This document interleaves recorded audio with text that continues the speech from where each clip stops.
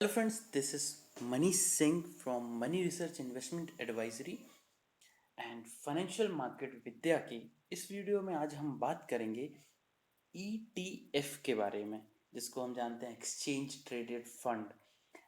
Basically exchange traded fund सुना तो आपने काफ़ी बार होगा, टीवी में भी ऐड आता है ETF पे निवेश करें, लेकिन ETF है क्या, इस पे ट्रेडिंग कैसे करते हैं, ये सब हम आज की इस वीडियो पे समझेंगे। बेसिकली एक्सचेंज ट्रेडेड फंड को अगर हम देखें तो ये म्यूचुअल फंड के जैसे नहीं होते हैं कि जिस पे हमने इन्वेस्ट कर दिया, छोड़ दिया, SIP कर दिया। बेसिकली इनकी जो ट्रेडिंग होती है वो स्टॉक एक्सचेंज में सीधा सीधा होती है, कॉमन स्टॉक्स के जैसे। पहली बात। दूसरी चीज, मतलब ये इनके बेनिफिट्स भी, पहले इसके बारे में आप समझ लो, फिर अपन बेनिफिट्स के बारे में भी समझेंगे। ये खरीद और बेच सकते हैं जैसे हम कैश मार्केट में नॉर्मल कोई भी स्टॉक्स को बाय या सेल करते हैं। हमारा ट्रेडिंग अकाउंट होता है, हमारा डीमेट अकाउंट होता है, हम कोई भी स्टॉक को बाय करते हैं, कोई भी स्टॉक को सेल करते हैं कैश मार्केट के, वैसे ही हम ETF को बाय करके और सेल कर सकते हैं आज के आज, या कैरी कर सकते हैं। इनकी जो वैल्यू होती है वो नेट एसेट वैल्यू पे ड्राइव होती है, NAV जिसको कहते हैं। पर मार्केट मूवमेंट्स पे, डिमांड एंड सप्लाई पे जैसे डिपेंड रहता है कि बायर्स कितने हैं, सेलर्स कैसे हैं। इसकी जो यूनिट है वो स्टॉक एक्सचेंज पर लिस्टेड रहती है। हाँ, इनको हम म्यूचुअल फंड के जैसे ओपन एंडेड स्कीम में जैसे हम इन्वेस्ट करते जाते हैं वैसे नहीं करते हैं, इसको बाय एंड सेल करते हैं। तो ये पहली चीज आपको ध्यान रख लेनी है। अब आप मुझसे बोलेंगे कि मतलब कितनी भी यूनिट्स आप बाय तो कर सकते हैं, कोई रेस्ट्रिक्शन नहीं है इसमें। हम डायरेक्ट इक्विटी मार्केट में क्यों ना बाय करें, हम ETF में क्यों बाय करें? तो ETF के बेनिफिट्स बताते हैं। बेसिकली ETF जो है वो एक तो सिंपल है, क्योंकि हम इसके प्रोडक्ट्स में इन्वेस्ट कर रहे हैं। प्रोडक्ट्स में इन्वेस्ट कर रहे हैं का मतलब ये होता है कि आप किसी एक स्टॉक में, रिस्क हाई होता है एक स्टॉक में, अगर आप इन्वेस्ट करते हैं एक सेक्टर में इन्वेस्ट करते हैं तब भी आपका रिस्क हाई होता है, वो सेक्टर बढ़े ना बढ़े। अब आप अगर निफ्टी का फंड ले रहे हैं, निफ्टी 9 से 10 हज़ार का है, वहीं पे अगर हम बात करें तो निफ्टी आपका लगभग 9,000 का पड़ता है, और उसी का अगर हम ETF बात करें, कोई छोटा सा ETF जो है वो हो सकता है आपको 1,000 रुपीज पे मिल जाए। और अगर निफ्टी 10% ऊपर जाएगा तो निफ्टी का जो ETF है वो भी 10% ऊपर जाएगा। मतलब आपने सेम इन्वेस्टमेंट पे आपका लगभग सेम, मतलब बहुत कम इन्वेस्टमेंट में सेम रिटर्न आपका जनरेट हो रहा है। ये कैश मार्केट पे ट्रेड होते हैं, NSE पे। ठीक है। अब और हम अगर बात करें तो इनका जो इन्वेस्टमेंट इंस्ट्रक्शंस होते हैं, जो बेसिक होती है, वो अगर निफ्टी का ETF देखे तो वो निफ्टी पे ट्रेड होता है। तो पूरा निफ्टी में तो डाइवर्सिफाइड पोर्टफोलियो है हमारा। कुछ ऐसे स्टॉक्स हैं जो इंफ्रा के हैं, कुछ ऐसे हैं जो मतलब कंप्लीट डाइवर्सिफाइड बैंकिंग के हैं, अलग अलग हैं। अलग अलग तो हम इसको ट्रैक भी कर सकते हैं सीधा इंडाइसिस से। अगर निफ्टी 10% बढ़ा है तो हमारा ओवरऑल हमारा जो ETF है वो भी 10% बढ़ा है, लेकिन हमें निफ्टी के बराबर मार्जिन नहीं देना पड़ा, हमारा उससे 10% के मार्जिन में ही काम हो गया। ये एक ट्रांसपेरेंट मैकेनिज्म है, लोअर एक्सपेंस रेशियो है इसका। ठीक है। ये सारे बहुत सारे बेनिफिट्स हैं इस पे। अब हम बात करते हैं कि कौन कौन से ETF हैं जो मार्केट में अभी चल रहे हैं। सो अभी जैसे हमारे NSE में जो एक्सचेंज में लिस्टेड है वो है एडलवाइस AMC का एडलवाइस ETF, जिसका सिंबल है निफ्टी EES। ठीक है, इसको आप प्राइस में देख सकते हैं, ये 8 में 2015 को लिस्ट हुआ था, निफ्टी का ये इंडेक्स है। तो निफ्टी जितना ग्रो करता है ये भी उतना ग्रो करता है। ICICI प्रूडेंशियल AMC का है ICICI प्रूडेंशियल निफ्टी। ठीक है। आई निफ्टी, कोटक का है कोटक निफ्टी। ये सब निफ्टी को ही ट्रैक करते हैं, इनकी वैल्यू काफ़ी कम रहती है। इसके बाद आपका क्वांटम AMC का, मोतीलाल ओसवाल का है M50, SBI का है, SBI का है SET निफ्टी। ऐसे ही आप देखेंगे तो निफ्टी के बहुत सारे ETF हैं जो डायरेक्ट इंडेक्स पर ट्रेड होते हैं। निफ्टी बैंक पे भी होता है, बैंक निफ्टी पे है हमारा बिरला सन लाइफ का BSL निफ्टी। सो आप इनके अलावा अगर देखें तो सिर्फ निफ्टी के, निफ्टी 100 या निफ्टी बैंक के अलावा अगर आपको कंजम्पशन सेक्टर में जाना है, उनके भी हैं। आपको PSU के भी मिल जाएगा, PSU निफ्टी रिलायंस निप्पॉन का जो है, और S&P भारत 22 बॉन्ड का भी मिल जाएगा। बेसिकली आज का ये वीडियो बनाने का मतलब ये था मेरा कि जनवरी में जैसे मैंने आपको बताया था कि आपको निफ्टी हेज कर लेना है। आपको लिंक मिल जाएगी फाइनेंशियल मार्केट विद्या की। उसके बाद आप देखें निफ्टी कितना नीचे गया। मार्च एंड में हमने आपको बताया था कि वो राइट टाइम है निफ्टी में इन्वेस्टमेंट करने का। अब आज जब 20, 22, 24 अप्रैल हो गई है, आज लोग बोल रहे हैं मैं निफ्टी बाय कर रहा हूँ, जब ऑलरेडी निफ्टी 9300 350 टच करके आ चुकी है। अब आपको वेट करना है 8400 तक। लेकिन अगर आपको इन्वेस्टमेंट करना ही है फिर भी, तो आप लो रिस्क पे इन्वेस्टमेंट करिए। ईटीएफ के थ्रू आप इन्वेस्ट कर सकते हैं।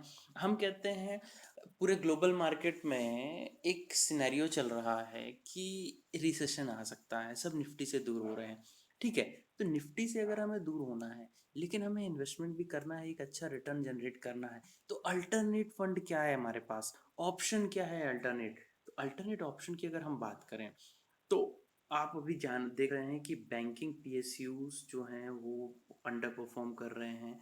अगर रिसेशन भी आता है तो कोई एक ऐसा सेक्टर तो होगा जो रिसेशन प्रूफ हो। आपका बैंकिंग चलो डाउन हो गया क्योंकि लोन रिपेमेंट होगा, एनपीएस बढ़ेंगे। आपका आईटी बढ़ गया, डाउन हो गया क्योंकि यूएस में गवर्नमेंट ऑलरेडी डाउन में जा रही है, रिसेशन में जा रही है। इंफ्रास्ट्रक्चर डाउन हो गया क्योंकि डिमांड कम है। ठीक है, फार्मा अभी बढ़ा है लेकिन पता नहीं कब तक ये बढ़ेगा क्योंकि ऑलरेडी बहुत प्रेशर में रहता है, अभी बहुत बूम हो चुका है। कोई एक ऐसा सेक्टर जो सेक्टर में हम रिसेशन प्रूफ लो रिस्क में इन्वेस्ट कर सकें। आप अगर देखें तो व्यक्ति का कंजम्पशन का कम नहीं होगा। कंजम्पशन आप लग्जरी प्रोडक्ट्स का कम हो सकता है लेकिन बेसिक प्रोडक्ट्स का कम नहीं होगा। इसीलिए जो ईटीएफ का आज हमारा ये वीडियो है वो फोकस करेगा निप्पॉन इंडिया ईटीएफ कंजम्पशन में। निप्पॉन इंडिया का जो ईटीएफ कंजम्पशन है, ये जो ग्राफ है, ये चार्ट आपको बता रहा है एक ये निफ्टी का है और ये निप्पॉन इंडिया का है। जब निफ्टी बढ़ता है तो निप्पॉन बहुत तेजी से बढ़ता है, जब निफ्टी गिरता है तो वो उस तेजी से नहीं गिरता है जिस तेजी से निफ्टी गिरता है। सो बेसिकली जो कैटेगरी है, इस कैटेगरी में एक लो रिस्क है क्योंकि कंजम्पशन में ये काफ़ी अच्छी बेहतर रिटर्न दे सकता है।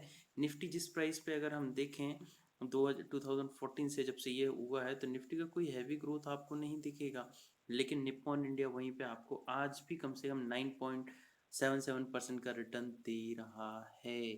अगर निफ्टी में किसी ने 2014 में इन्वेस्ट करते, आज निफ्टी लगभग वहीं के वहीं मिलता, लेकिन आपको ये 9.77% का रिटर्न कंसिस्टेंट बेसिस पे दे रहा है इतने डाउन मार्केट में, तो आपको आगे चल के कितना बेहतर रिटर्न मिलेगा आप ये सोचिए। रिसेशन भी होगा फिर भी डेटॉल यूज़ करना, लाइफ बॉय यूज़ करना या सोप यूज़ करना, ये सब तो लोग बंद नहीं करेंगे। कंजम्पशन तो बंद नहीं करेंगे। रोटी कपड़ा मकान में रोटी तो अभी सबसे ज़्यादा ज़रूरी है।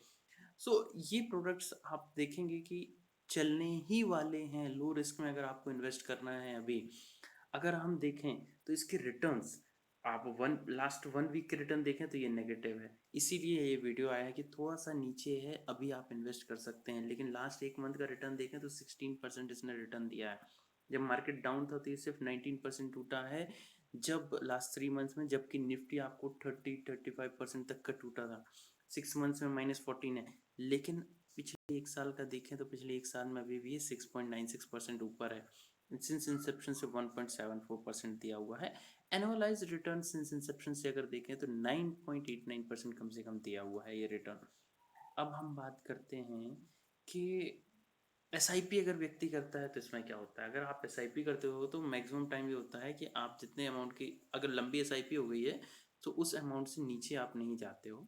ये लगभग एसआईपी के अमाउंट से ग्रो कर रहा है। लेकिन एसआईपी का 12,500 की अगर किसी ने किया है, मतलब 1,25,000 की, तो लगभग अभी उसकी वैल्यू कम है। मतलब अगर आप अभी लमसम इन्वेस्टमेंट या आज से भी एसआईपी चालू कर रहे हैं तो आपको इसका एक अच्छा रेट मिल रहा है ना। 99.73 investment Indian stocks of which 92.12 in large cap. ठीक है, इसका 92% लार्ज कैप में इन्वेस्टेड है, बेसिकली इक्विटी फोकस्ड है। अब इस पर कौन कौन सी कंपनियां हैं, हम सबसे पहले ये सबसे इंपॉर्टेंट पार्ट है, इसको ज़रूर देखिएगा। इसमें मेजर इन्वेस्टमेंट है HUL। आप HUL डायरेक्ट खरीदेंगे, रिस्क है क्योंकि ये अब हाई पी मल्टीपल पे चल रहा है। डाइवर्सिफाइड कैटेगरी है। आईटीसी अगर आप बात करें तो आईटीसी एक एफएमसीजी का है। भारतीय एयरटेल, टेलीकॉम सेक्टर बंद नहीं हो सकता, एकमात्र जियो को जो कंपटीशन दे रहा है वो भारतीय एयरटेल है।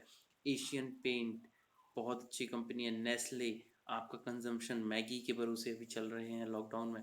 Maruti Suzuki, Titan, Avenue supermart, जो एवेन्यू सुपरमार्ट है ये सबसे ज़्यादा इस समय अभी रिटेलिंग में बेनिफिट दे रहा है और बढ़ रहा है, अपर सर्किट लगता है। ब्रिटानिया इंडस्ट्रीज बहुत अच्छा स्टॉक है। महिंद्रा एंड महिंद्रा, तो कंजम्पशन का जो ईटीएफ है ये एक अच्छा ऑप्शन हमें बन सकता है इन्वेस्टमेंट के लिए। यहीं पे अगर हम बात करें दूसरे फंड से इसको कैटेगराइज करें तो गोल्ड के फंड को छोड़ के, क्योंकि जो बेस्ट इन कैटेगरी ये जो है ये गोल्ड का फंड है, गोल्ड के फंड को छोड़ के बाकी सारे फंड इस पे एक अच्छा पॉजिटिव रिटर्न दे रहे हैं। ये फंड पॉजिटिव में है। बाकी इसके कंपैरिजन में अगर आप देखें तो निफ्टी 50 के अलावा बाकी कोई भी नहीं दे रहा है। तो आपको सजेशन है या तो आप ईटीएफ में इन्वेस्ट करें या फिर आप कंजम्पशन में जाएं। अगर रिसेशन प्रूफ आपको जाना है तो कंजम्पशन सेक्टर ईटीएफ एक बहुत अच्छा ईटीएफ है। निप्पॉन इंडिया अच्छा है। मैं होप करता हूँ कि आपको कुछ वैल्यू ऐड हुई होगी इस वीडियो को देख के, और अगर अच्छा लगा है तो लाइक, सब्सक्राइब एंड शेयर करिएगा। Thanks for watching. Thank you.